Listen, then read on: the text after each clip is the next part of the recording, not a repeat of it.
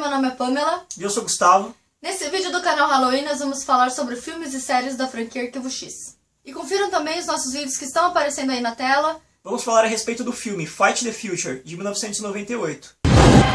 Trust no one, Mr. Mulder.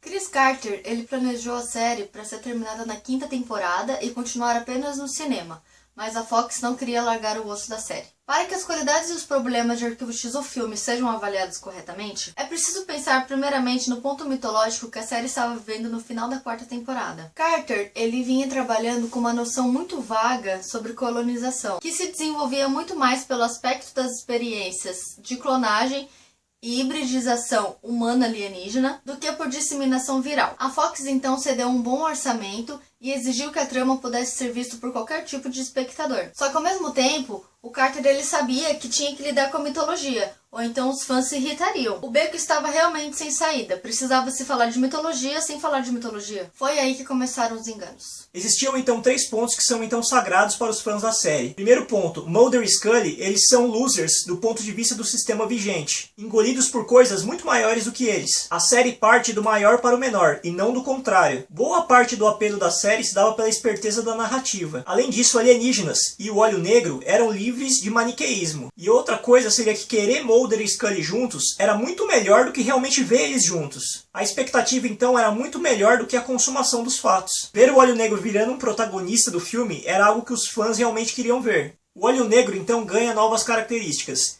De gestação, ele passa para entidade e vírus fertilizador. Em menos de 5 segundos, o filme sofre uma reviravolta, cheio de perguntas, e perguntas que não deveriam ser feitas nesse momento, porque elas não têm uma resposta então definida. A mácula definitiva então aparece quando o vírus engravida os seus hospedeiros, gerando assim uma criatura alienígena mortal, cheia de instintos assassinos e vazios, sem racionalidade nenhuma, o que não combina em nada com a mitologia então estabelecida pela série. O produtor Chris Carter então foi acusado de vilanizar os aliens, para então poder atrair o público leigo, que não conhecia a série em nada. Mas ele então acabou produzindo um problema para si mesmo, porque ele não conseguiu explicar como o Olho Negro nunca tinha engravidado ninguém antes, e ainda precisou explicar as criaturas assassinas que trocavam de pele. Claro que com alienígenas matando gente, a coisa toda que antes partia do maior para o menor se inverte. E Mulder e Scully precisam evitar danos à raça humana em escala global. O item 1 dos nossos mandamentos sagrados sofre o ataque vil. O item 3 da nossa lista foi o único que saiu ileso. Quase beijo dos dois foi um momento épico do filme, que foi interrompido pela abelha. A maior dificuldade do filme era respeitar os aspectos da série e ao mesmo tempo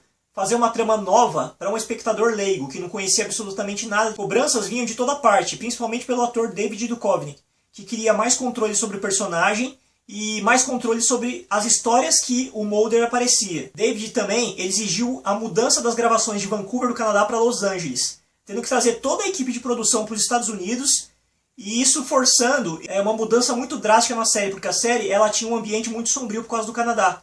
E quando ela foi para os Estados Unidos, isso tudo mudou, porque Los Angeles é ensolarado. 6ª temporada. O filme foi ambíguo.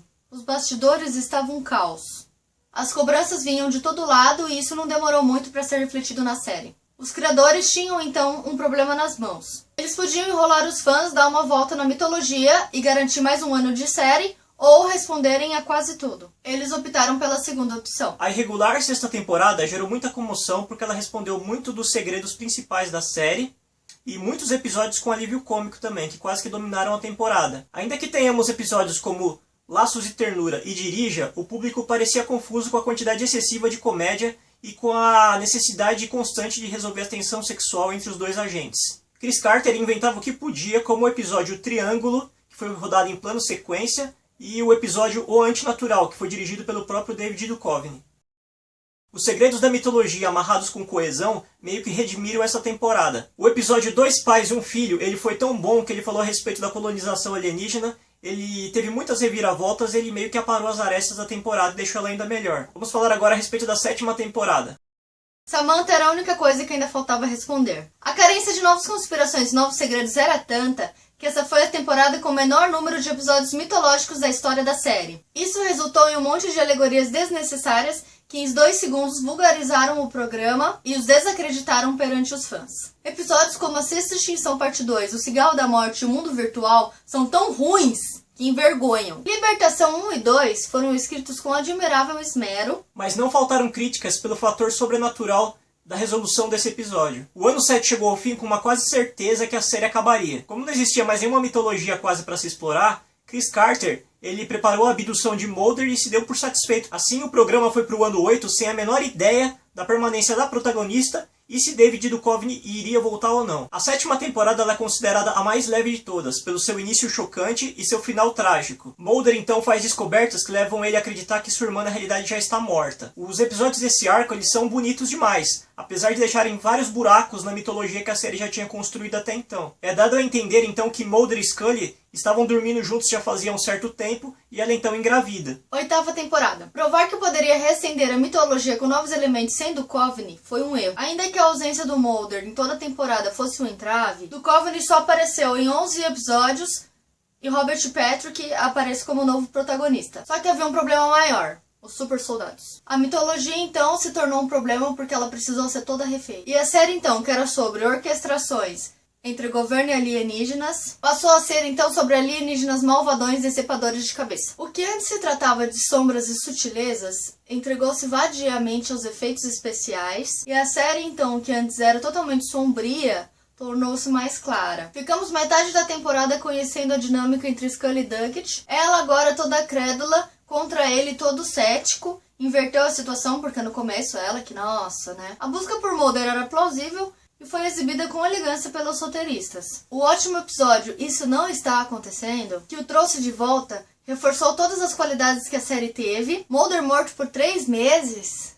Gente normal contaminada por vírus, que foi extremamente explorado na série. E trocando de pele pra virar super soldado, parecia enredo ruim de filme B. Lá se vão Mulder, Scully, Duggett e Hayes, que é a gente que fazia às vezes do Mulder na série, lutar contra as criaturas invencíveis no escuro. Em comparação com a 7ª temporada, a 8ª temporada foi até que boa, porque teve ótimos monstros da semana. Chris Carter percebeu que não tinha mais como ele conservar tudo aquilo que ele já tinha destruído durante a série e resolveu eliminar logo o seu protegido, o Alex Krycek. Preparou um final épico com o parto da Scully e Mulder rompendo todos os laços com o FBI definitivamente. E esse seria o final definitivo da série. A frase de abertura, a verdade está lá fora, não mudou nenhuma vez sequer nessa temporada. Uma metáfora destruidora para os criadores da série. A verdade estava lá fora em qualquer lugar, mas não estava dentro da série, onde ela deveria existir. Um 9º ano foi encomendado, por surpresa de todos, e Arquivo X voltou para ser destruída de uma vez por todas realmente nas telas da televisão. A 8ª temporada é considerada muito triste, porque a saída de Mulder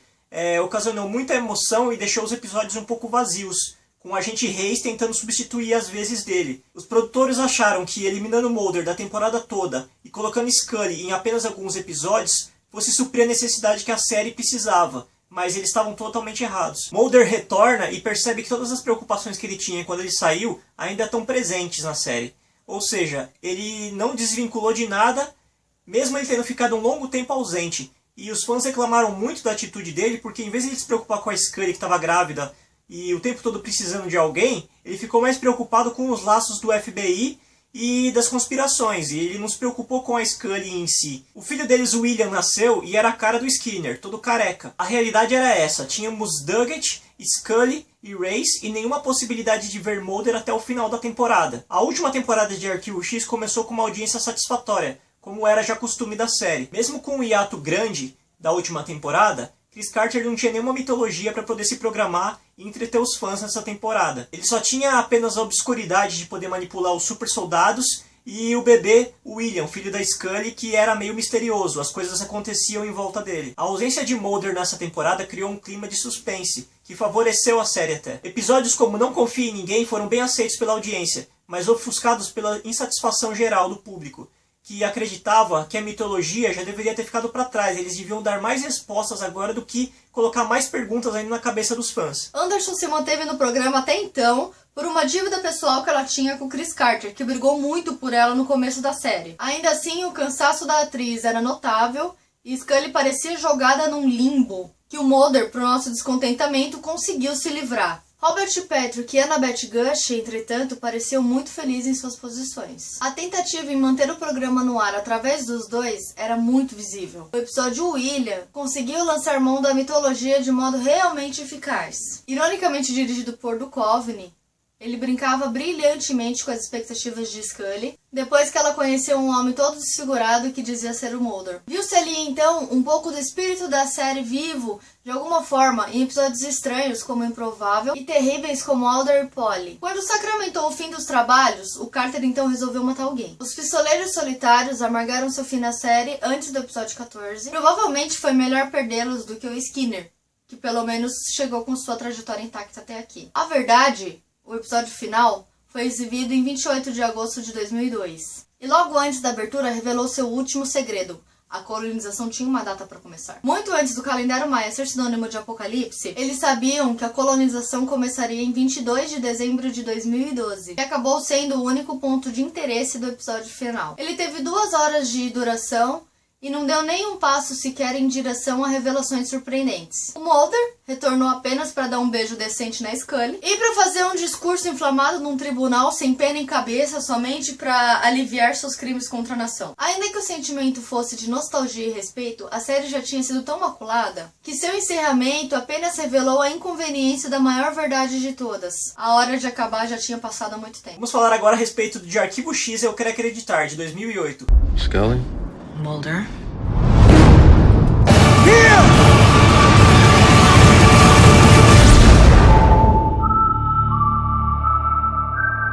A cobrança por uma nova aventura dos 2 agentes do FBI mais famosos dos anos 90 vinham por todos os lados, dos fãs, dos produtores, e inclusive os próprios atores se diziam abertos a essa possibilidade. O orçamento de Arquivo X, Eu Quero Acreditar, de 2008, era a metade do orçamento do filme anterior de 1998, 10 anos antes. Quando o anúncio do filme foi feito, a primeira coisa que os fãs se perguntaram: teremos mitologia? Carter logo se apressou em responder: claro que não. Também porque o dinheiro era pouco. E a Fox não achava que falar de mitologia tanto tempo depois iria prender a atenção de algum fã, porque tinha os leigos, as pessoas que nunca tinham visto a série e nem o filme anterior.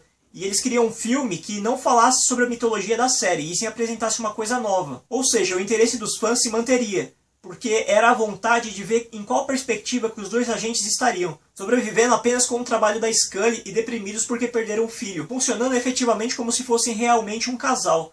Mesmo Scully nunca no filme se referindo a Mulder como seu marido. Esses pequenos detalhes levariam qualquer fã ao cinema para acompanhar como que o filme se desenvolveria. Ainda assim, falando, esse filme, tecnicamente, ele é muito superior ao anterior. A história é limpa e segue um visual de paleta visualmente constante. Ele não fala de mitologia, mas ao mesmo tempo ele fala de vidente, que já foi falado bastante na série.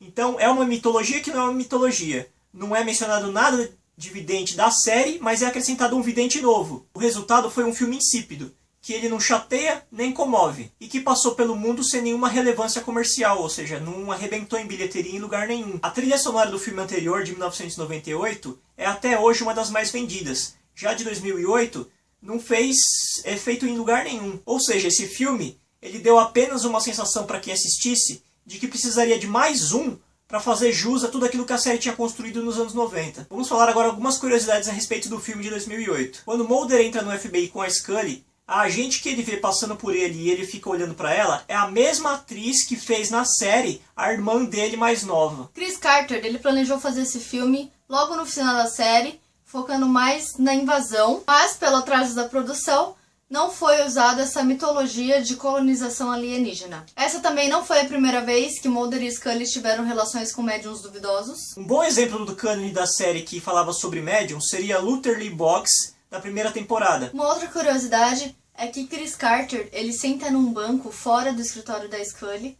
e ele tá segurando uma urna que contém as cinzas do seu cachorro Frank, que infelizmente morreu durante as gravações do filme. O ator Jack Black ele participou do episódio O Raio da Morte da terceira temporada. O ator Luke Wilson participou do episódio Vampiros na quinta temporada. O ator Ryan Reynolds ele participou do episódio A Morte Vem do Espaço da terceira temporada. O irmão mais velho do David Duchovny, Daniel Duchovny, ele fez uma participação no episódio Antinatural na sexta temporada. O ator Bryan Cranston participou do episódio Dirija na sexta temporada. Arquivo X foi então um marco competente da junção da ciência, da teoria e da ficção. Fantasiar, teorizar, pensar e, acima de tudo, divertir. E confiram também os nossos vídeos que estão aparecendo aí na tela. 007, Missão Impossível e Batman vs Superman. Se você gostou desse vídeo, assine o nosso canal, aperte o curtir e até o próximo. Alan Baldwin. Não.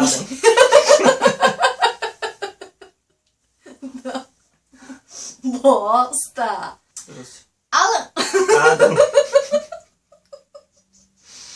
Sobrevive... Pronto.